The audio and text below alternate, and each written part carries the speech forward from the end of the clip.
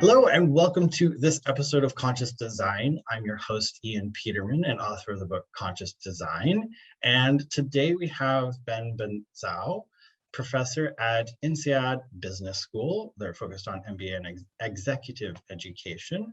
And he's also the author of Built to Innovate book, which is why we're here. We're going to be talking more about, which just recently launched. Welcome to the show. Well, thank you, Jan. Thank you for having me. It's a pleasure. And I don't know if I should say good morning here where I am, or good afternoon for you there in Los Angeles, correct? Yes. I'm in LA, and you're actually calling from Japan, but you're yes, I'm in Japan. Yes. Trained in France, so you've made a journey across the globe in your so far in your professional world. So we can talk about that, but also let's talk about, how have you gotten here where you're in Japan, you've launched a book, you're professor at the executive level, your resume is quite outstanding. So how did you get here, and what got you to write this book, Built to Innovate? Well, actually, as you mentioned, I'm in Japan, for kind of professional and somewhat personal reasons. I mean, I've been involved with Japan for a long time, actually. So as you said, I'm from France. I was trained as an engineer, but after my grad school, I went to Japan initially just to kind of learn the language and be kind of exposed to the culture. I liked it so much that I stayed there, and I started to actually change fields from engineering to actually management. This was a time, if you may remember, where the world was really curious about what was the secret of Japanese management. And I stayed there. I actually ended up even getting married there, and which is the reason why I'm here now for my sabbatical. And I was really into understanding how Japanese firms were so competitive at the time. And so then after Japan, I went to the US. Actually, I went to the Sloan School at MIT to do my PhD, and then went back home in France after traveling for 10 years and joined this business school called INSEAD. And what was interesting is that so I was part of this group of people at MIT who looked at how Japanese manufacturing was operating. And then the next step was really to try to understand what else could we learn from Japanese firms, and this was in the field of innovation. So I've been researching and working with companies and executives, MBA students on innovation for a very long time now, almost 25 years. And why the book? Where does the book come from? Well, teaching innovation for a long time, I kind of had noticed a couple things. One is that many people have a tendency to think that you need to be a genius leader or a startup to be innovative. And again, right. in my work and my research, I found that many established firms, even centuries-old firms, can be innovative. How? Well, in a sense, they don't necessarily kind of look for huge disruptive, industry disruptive kind of effects, but they tend to look for small changes, very often in unexpected places, and become very innovative. So what they use is rather what I would call continuous innovation, innovation of all kinds, and driven by everyone in the organization. Right. So this is kind of the main kind of focus of the book. I mean, I said one was that people think that only geniuses can innovate. That was one of the first kind of things that came to my mind. And then the second one, very often people associate innovation with products, with technology. And what I discovered again is that not only everybody can innovate, and it should be everybody's job, but second, you can innovate in everything you do. You can innovate in your processes, you can innovate in your services, of course, but you also can innovate in your internal functions. So this is really what the book is about, is how do you, again, using some sort of a systematic approach, can build what I call an innovating engine Okay. in parallel to your execution engine. So this is really what the book is about. So. Right. So what you're kind of pulling out is, it's great you're pointing out that everybody can innovate, first off, because it's true. There's been situations where innovation has come from, people and places where we didn't think it could, but that's because we like to put it into this box of, only Einstein can innovate and create new things, which is definitely a huge, obviously they can innovate too, but it's kind of removing the ability for us to think about, well, I can create something as well, which is not a good place for us to be mentally. So that's a great point. And then what you're looking at, because you're really looking at innovation not as we can, kind of a public view, right? The public view is, oh, well, there's a startup and they're disruptive, right? There's disruptive innovation, and that's the attention, headline grabbing, news really likes Absolutely. it, PR loves it. It's what, marketing loves it. It's all really great. It's super shiny and gets our attention. And it is innovative, but it also can be really hard. And I've worked in the startup world for almost my entire career, and it is brutal, because you have to do that and you have to make it work. And it's not not incremental, but there's also this innovation that you're talking about, which is this more measured innovation of going, okay, well, how do we improve it without stepping so far that we wonder whether the branch is going to break or not. Right. I mean, yes, absolutely. I think I like the way that you frame it, is that there's some sort of a narrative out there, which is interesting, because it gets attention on innovation. It's this glorification or even mystification of this genius people, or these people who have a special talent that they can come up with like grandiose stuff. I mean, blockbuster products, revolutionary business models. And I think that this is kind of something that creates a sense of fear about innovation. As a matter of fact, that's what I found out teaching people for many years. As soon as I walk into a room and we say, okay, this is a program about innovation, there's this sense of anxiety and fear in the room. And I wondered what this was. And I realized again, by accident, that what was happening is that very often people, when they hear the word innovation, they think that their boss, when they go back after the training, their boss is going to expect from them some new product or some outcome, some results. So there's this notion that innovation is about a product, is about an outcome.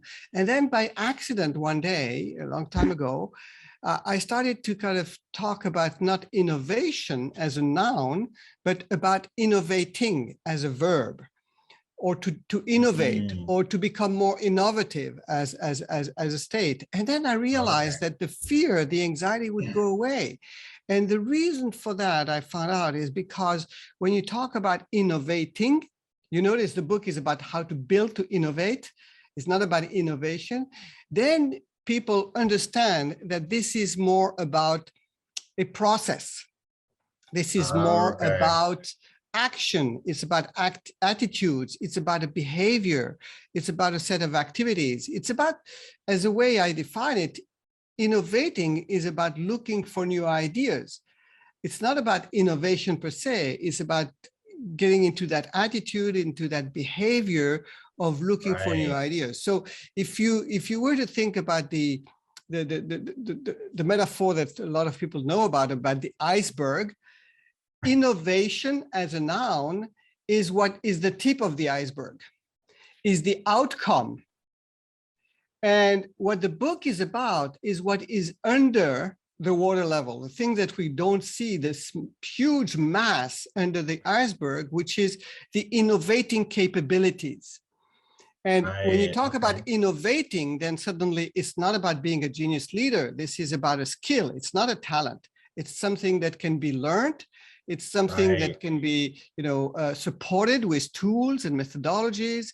And in a sense, if I were to repeat again, the objective of the book is not on innovation, is about how do you build this innovation, this innovating capability that can, rally and leverage the individual capability of the whole collective. It's, Linda Hill at Harvard called it the collective genius. This is how do you build not the individual genius of the founder, but the collective genius of the whole organization, and how to do this in some sort of a systematic way, structured way.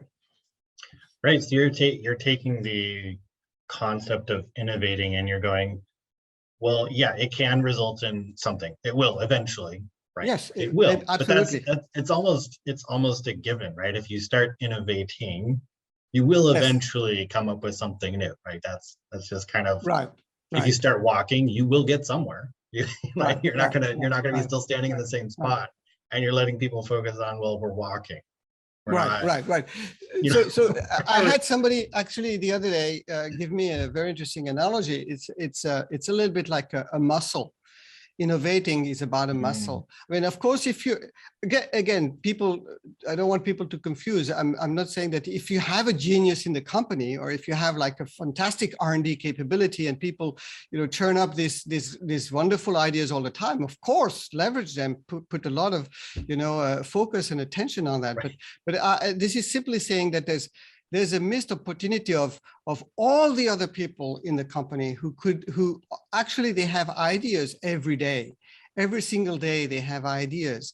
And it's just a question of liberating them, creating a formal, protected, totally legitimized space where everyone has the permission to innovate. So everyone can innovate. As I said, you can innovate in everything you do, and innovating becomes a habit. And it's like the athletes who train. So it's about training your muscle. And then, of course, if you train your muscle, some people, when they're successful, they might go to the championship. And that's the innovation. Or some people might get to the Olympics. That's the disruption. So the book is really about creating this culture, this capability in the organization. Maybe giving an example can give a sense of what I'm talking about. There's one company. Another thing I wanted to mention also, Ian, is that in the book there's of course, you can't avoid talking about the usual suspects. The tech companies, the Amazons, the Netflix of this world, and highlight what we can learn from them. But actually, the book is much more focused on usual companies, traditional companies, very established companies, in industries that are not necessarily known for innovation, like the cement industry, the tire industry, the tool industry, where you realize, like, take a company like Bayer in pharmaceuticals and pharmacology and life sciences. So this is everybody knows Bayer and aspirin, and they're formidable. They have a huge and formidable R&D capability that churn up new products all the time. But what was interesting is that I found that they started in 2014. This was a corporate initiative to build what I refer in the book as the innovating engine, and their objective was to enlist the capabilities of the 100,000 of employees they have in the company. Maybe to just that's a lot of brain power. That's a lot, exactly. This is a lot of brain power, and in a sense, it's when people kind of think that innovation is about the geniuses and it's about the R&D capabilities, they are overseeing this latent capability, because everyone can become innovative. And for people to be innovative, in a sense, I discovered that there are three things they need. One, if they need to feel that they're able to do it, that they have permission. As a matter of fact, and I can talk about many examples, companies are very often astonished to the level of creativity and ideas that even their frontline people have. And it's very easy to understand, as a matter of fact. It's because these people are face to face on a daily basis with customers and non-customers. So they ought to see things that can lead to innovation. So everyone can innovate.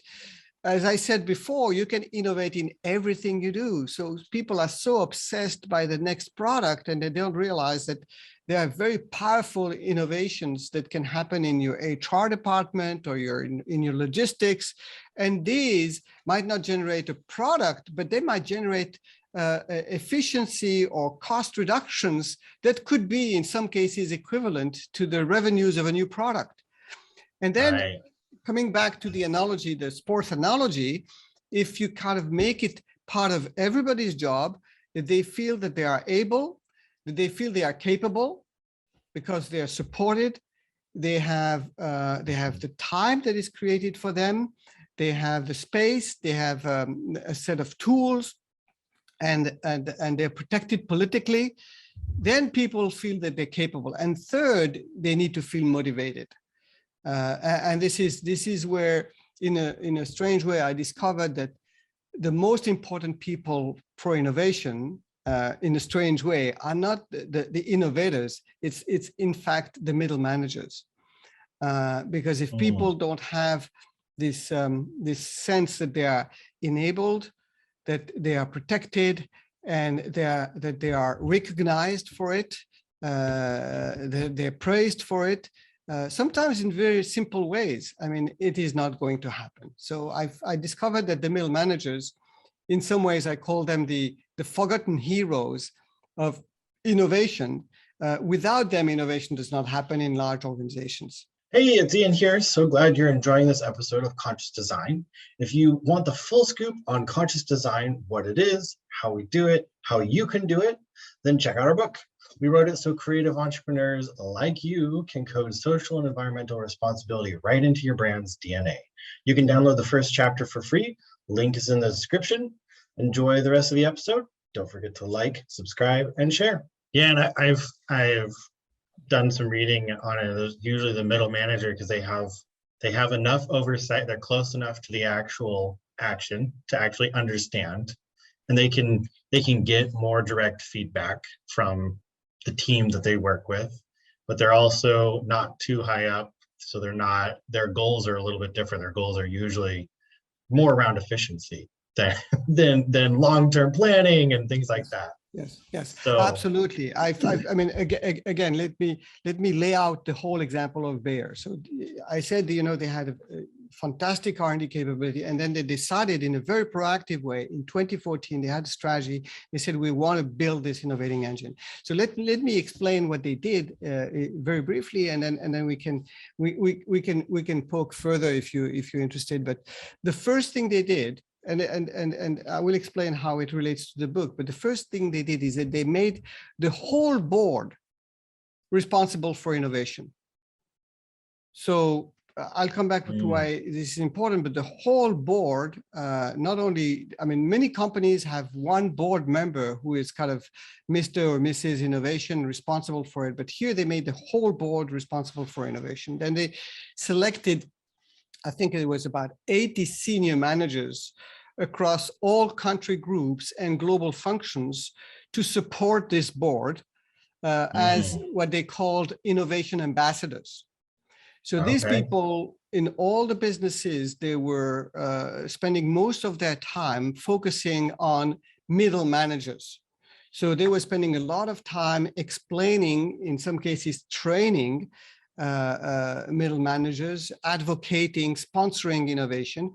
And they did something very important for these middle managers. And that goes to the core of what you were saying, actually, Ian. They created a superstructure, an infrastructure of about 1,000 trained and certified innovation coaches, whom they activated across the whole organization. As you were saying, the middle managers, very funnily enough, it's senior leaders, they're dealing with a very unpredictable, volatile, competitive environment. And for them, innovation is an imperative. Right. On the other hand, people who are facing the customer on a daily basis, hearing the pain points, the dislikes, the wishes, I mean, it's a no-brainer. They, as a matter of fact, they have a lot of ideas about how to help these new customers and how to come up with innovations. But as you said, the middle managers, they are the ones who are shielded from this external pressure. And on top of it, they are indeed responsible for execution. Right. Yes, it's their job. So it's their job is to take care of execution. So what was really fantastic about Bayer is that they created this pool of 1,000 coaches that were spread around the company to support the middle managers. So when a middle manager had an individual or a team who wanted to kind of had an idea that they want to pursue, then they could call upon these totally trained, certified coaches and specialized in innovation and support them. So this was really, and this is again something that I've seen in quite a number of examples that I feature in the book of companies that created a formal structure, often centralized, at the disposal of the middle managers who needed some support to train and coach and follow their teams, because the middle managers, they don't necessarily know how to help other people innovate. I mean, right. As we said, they're here. And then one more level about what Bayer did. So I was trying to highlight a couple of things here, is that to create this innovating engine that I'm talking about, you need to have a contribution from all levels. So the senior level, and we can go back into the detail of it. So you saw the Bayer board being very active. The middle managers are very essential. And then the front line, because of course, the key ideas are going to come from the front line, the people who are, facing the customers. They are. And so what the Bayer created, they created a digital platform. Of course, it's supported by in-person events and activities, but they created a digital platform. They call it WeSolve. And any employee at Bayer can freely post on the platform information about an issue they're dealing with, and invite people from across the whole company to propose ideas or solutions or recommendations for this. So what is interesting is that as soon as they created the platform, it became very active. They have now about 40,000 people who have participated in I mean, you're smiling. That's it's amazing. Interesting. It's a company. The platform, actually, I've been invited to look at it, is in English. And you have only 50,000 people in the whole company who speak English, but you have 40,000 people who've already participated. So it's a huge participation rate. But they showed me a statistic that really baffled me. They explained to me that when people submit a problem or a question, they get lots of responses, And what they found out is that two-thirds of the solutions that are proposed for a problem or a request come from a department or unit different from where the question originated. Actually, doesn't surprise me at all. I think this is formidable. So this is where I say they have been able to systematically enlist people from across the whole company. It's not only the people from your department. It's not only it's not the R&D people for sure. It's people across the whole company who are engaged actively in innovating. And I think this is a very nice example of a systematic way. As I said, it's not contradicting or in conflict or in competition with R&D. R&D are doing their thing. They're coming up with the products and all that, but they have this innovating engine that gets everybody involved in innovation, and they get ideas pumped up into that. So this is more what I'm talking about. It's not about, it is about fundamentally acknowledging that most companies, established companies in particular, have been designed and organized to execute. So this is about executing today's strategy, is really about developing the products and manufacturing them efficiently to deliver on what the customers want today. But you need to have another engine functioning in parallel at the same time, which I call here the innovating engine. Other people call it differently, but I call it the innovating engine. And everybody gets involved in that. And this innovating engine is really about the innovation, the strategy of the future, the organization of the future, to come up with improvements to existing products and services, but also think about the new problems and the solutions that customers haven't even told you yet. And this is the key, is that everyone in the organization has a role to play in both engines. And this is really the tricky part. We know about companies like 3M, Gore, W.L. Gore, who have like 10% of the time, or sometimes 15% rule, where people can spend time, on blue sky project. But this is really about, making it systematic, that everybody has to get involved in innovating activities. They have a space and a time that is totally legitimized and protected where they can do that, that the ideas, there's a clear structure for the ideas to be winnowed and channeled and selected and prototyped and put back into the execution engine. And there's this strong corporate sense that this is part of the company. This is at the core of the company.